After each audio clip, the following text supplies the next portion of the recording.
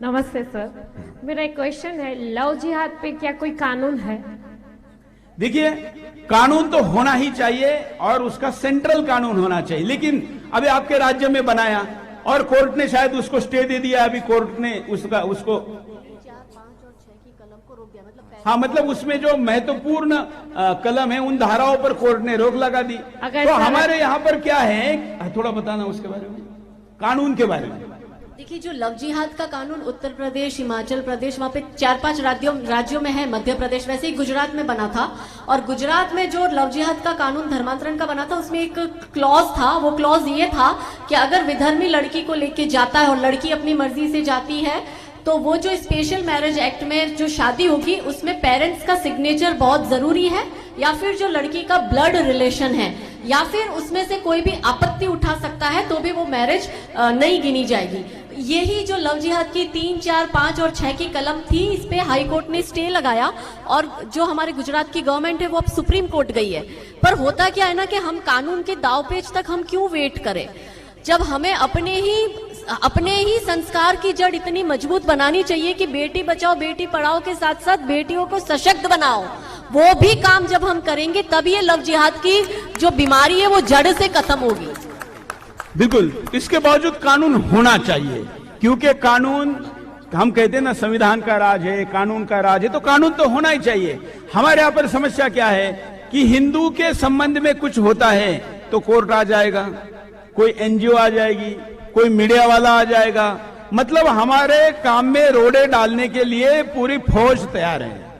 और इसलिए कानून तो बनना ही चाहिए, इसलिए आप सरकारें चुन के देते हैं। और इस विधानसभा में भी मैं कहूंगा कि भाजपा वालों को आप कहिए कि ये जो इस बार का उनका घोषणा पत्र बनेगा, इस घोषणा पत्र में वो ये कहें कि अगर न्यायालय सहमत भी नहीं होता है तो केंद्र में भाजपा की सरकारें अध्यादेश लाए, कानून बनाए, न्यायालय पे हम अपने बेटियों को छोड़ेंगे नहीं।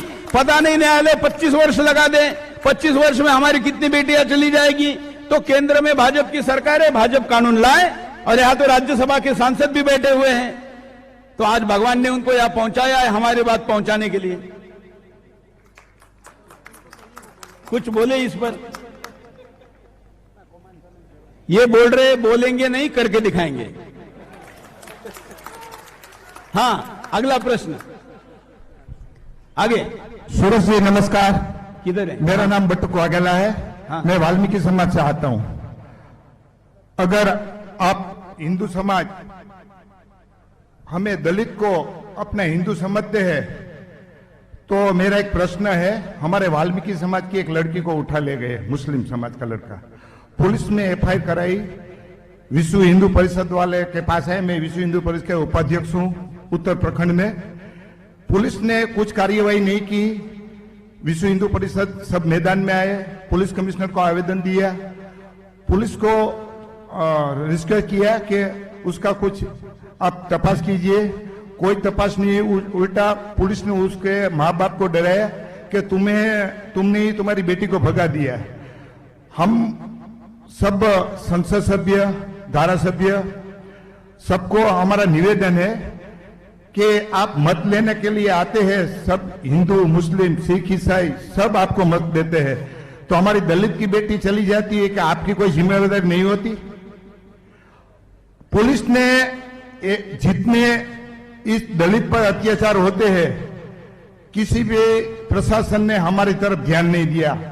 आज 75 साल हो गए हैं, हम तो दलित में से 50 में थे, 80-50 हो गए, हमारा कोई विकास नहीं हुआ। सब मुस्लिम की पूरी जो तकलीफ वो हिंदू से ज्यादा दलित को है, क्योंकि वही हमारे विस्तार के बीच में आकर रहते हैं और हमारी लड़कियों हमें पूरा ज्यादा बहुत परेशान करते हैं। लेकिन एक मिनट सूरज एक मिनट मेरी बात पूरी सुनिए, एक मिनट। सर, हम इस देश के नागरिक है, बाबा साहब ने हमें बंधारण में अधिकार दिया है, हम इस देश के नागरिक है। आपको जो सुविधा मिलती है, प्रशासन, यहाँ के पुलिस एक भी हमारी नहीं सुनता। ये दलित है, उसकी बात दबा दो, उसके कहीं मीडिया में मत दो, बहुत तकलीफ है दलित को। जय भीम। अब आपके प्रश्न का उत्तर देता हूं। पहला प्रश्न, जो पुलिस वाले की बात आपने कही, एक ध्यान रखिए, जो पुलिस नाम की व्यवस्था है ना, उस पुलिस नाम के व्यवस्था पर किसकी सरकार है इसका ज्यादा असर नहीं होता। आप तो कह रहे हैं आपकी बेटी की बात, पुलिस वाले की भी बेटी जाएगी तो भी वो कानून की तरफ उंगली करेगा कि कानून ये कहता है 18 साल की हुई है तो अपनी मनमर्जी कर सकती है। ये सच्चाई है, यही होता है। सुरेश जी, एक चीज मैं बताना चाहता हूँ आपके भी, ये राम भाई और गोविंद भाई और उन्होंने तीनों, सागठिया जी तीनों ने कहा कि आप हमारे पास आओ, यहाँ बोलने के बजाय आप जाओ। वो कह रहे हैं आपके साथ खड़े पुलिस तक आने के लिए, आप कृपया उनके पास जाइए। देखिए, दूसरा पुलिस क्या समझती है।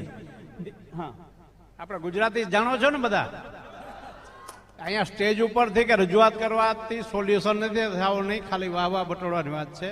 તમારા કોઈ પણ પ્રશ્ન હોય પોલીસને લગતા, મુસ્લિમની વિરુદ્ધના હોય, હિન્દુની ફેવરના હોય, કોઈ પણ બાબત હોય તો અમે ત્રણેય જણા સક્ષમ છે અને ભૂતકાળમાં અમે કરી બતાવ્યું છે અને હજી પણ અમારી તમારી સાથે આવવાની તૈયારી છે। આપણે કોઈ જાતપાતમાં વેચાવાની જરૂર નથી, હિન્દુ બધા એક છે, દલિત હોય કે બીજા કોઈ પણ હોય, કોઈ પણ માટે અમે તૈયાર છે સરકારમાં કે પોલીસમાં રજૂઆત કરવા। અને પોલીસે આપણી વાત સાંભળવી પડે, એના બાપનું રાજ નથી, રાજ ભાજપનું છે। अब एक बात मैं आपको बताता हूं, अब माइक अब मैं आपको बात बताता हूं क्या होता है। पुलिस किससे पहले किसका काम करती है? पुलिस जिसकी सत्ता है उसका पहले काम नहीं करती। पुलिस के सामने भीड़ कौन लेके जा सकता है उसके सामने पुलिस झुकती है। अगर आप ये कहेंगे कि ये फलाने की बेटी है तो उसी समाज के लोग जाएंगे। अरे हो सकता है उस समाज के उस शहर में लोग ना हो, किसी की भी जाति देखे बगैर जिसकी बेटी गई है, हिंदू की बेटी गई है, उसके लिए जब खड़े होंगे 1000 लोग जाइए। मैं मन से बता रहा हूं, पुलिस के सामने जाने का अधिकार है आपको। अगर वहां जाकर आप कोई तोड़ फोड़ नहीं कर रहे तो ये आपका अधिकार है, जाइए। जब आप ऐसा नहीं करेंगे, और उधर से तो बड़ी संख्या आ जाती है ना कि नहीं आती है। और इसमें एक बहुत दुखद बात है, आप किसी भी कोर्ट में जाइए, अगर लड़की हिंदू है तो उसके मुसलमान के लिए हिंदू वकील मिल जाता है, हिंदू वकील भी मुसलमान के लिए खड़ा हो जाएगा। लेकिन कोई मुसलमान लड़की हिंदू लड़का लेके आए, मुझे एक मुसलमान देखिए कि जो हिंदू के लिए खड़ा हुआ हो वकील। तो ऐसे वकीलों को भी लानत है जो अपने धर्म के साथ खड़े नहीं होते। कहते प्रोफेशन बड़ा है, अरे प्रोफेशन नहीं, धर्म सबसे बड़ा है। हाँ, जय हिंद सर। मैं सबसे पहले तो बहुत शुक्रगुजार हूँ आपकी और इस आप ये कहिए, आप बहुत अच्छा धन्यवादी है, शुक्रगुजार उनका है। मैं बहुत थैंक यू कहना चाहती हूँ आपको और सुदर्शन न्यूज चैनल को कि आपने हम बेटियों और बहनों के बारे में सोचा। तो सर, मेरा जो क्वेश्चन है वो उन सभी बेटियों और बहनों की तरफ से है, जैसे कि आपने बताया कि वो चोटी बना लेते हैं, वो भगमा पहन लेते हैं, कुर्ता पजामा पहन लेते हैं, तो हमें पता कैसे चलेगा कि वो इंसान ऐसे इंटेंशन से हमारे पास आ रहा है? हमें हमारे लिए क्या सजेशंस होंगे आपके? देखिए, पहले तो मैं ये कहता हूं कि ये जो प्यार वाला चक्कर है ना, इसीलिए तो जानना है कि वो कौन है। भाई, माँ बाप दिखाएंगे या आप भी अपने पसंद से सही समय पर ढूंढकर लड़का ढूंढिए, दांडिया में लड़का ढूंढने की जरूरत नहीं। तो वो कौन है ये पूछने की जरूरत नहीं, बराबर ना? मैं गलत तो नहीं कह रहा। मैं प्रेम और इन सारी बातों का, देखिए मैं स्टूडेंट लीडर था, मुझे भी कई लड़कियों ने प्रपोज किया था, लेकिन मैंने कहा था कि मैं विवाह जो करूंगा वो एंगेज मैरिज करूंगा। आज मेरी पत्नी मेरे साथ आई हुई है, ठीक है ना? ऐसा नहीं कि लव मैरिज नहीं करना चाहिए, लेकिन ये जो हम बालिग हो गए, अब हमारा अधिकार है। ये जो फिल्मों का प्रेम वाला जो चक्कर सर में चढ़ जाता है ना, अब हम बालिग हो गए हैं, ये शाहरुख मुझे पसंद है, मेरा मोहम्मद ऐसा नहीं है, या ऐसा कहने वाली लड़की है ना, उसी का नंबर सबसे पहले आता है। पहले तो इस चक्कर में मत पड़िए। दूसरा, क्यों नहीं है, क्यों नहीं पहचान सकते? जो भी मिलेगा उसको जय श्री राम कहना शुरू करिए। अगर सामने वाला जय श्री राम कहने में आधी संख्या वहां पर ही घट जाएगी। ये जो हाय हेलो कहेंगे तो तो हेलो के चक्कर में पकड़े जाएंगे। जय श्री राम कहिए, प्रसाद दीजिए, ठीक है ना। युवक कुछ लोग तो ऐसे भी कि ये दोनों चीजें करेंगे, ऐसे भी करेंगे, क्योंकि जो कालनेमी होता है, जो रूप बदल कर आता है, वो तो ये सारी चीजें करना जानता है। इसलिए उससे अच्छा है कि हम इन चक्कर में ना पड़े। ये सबसे बड़ी सजेशन है।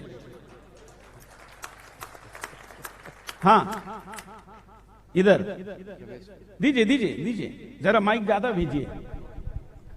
नमस्कार सर, मैं सुरेंद्र नगर से हूँ, बजरंग दल से, और आज तक मैंने 28 लड़कियों को वापस लाया हूँ। वाह। मुझे याद से, और काजल जी परिचित है मेरे से।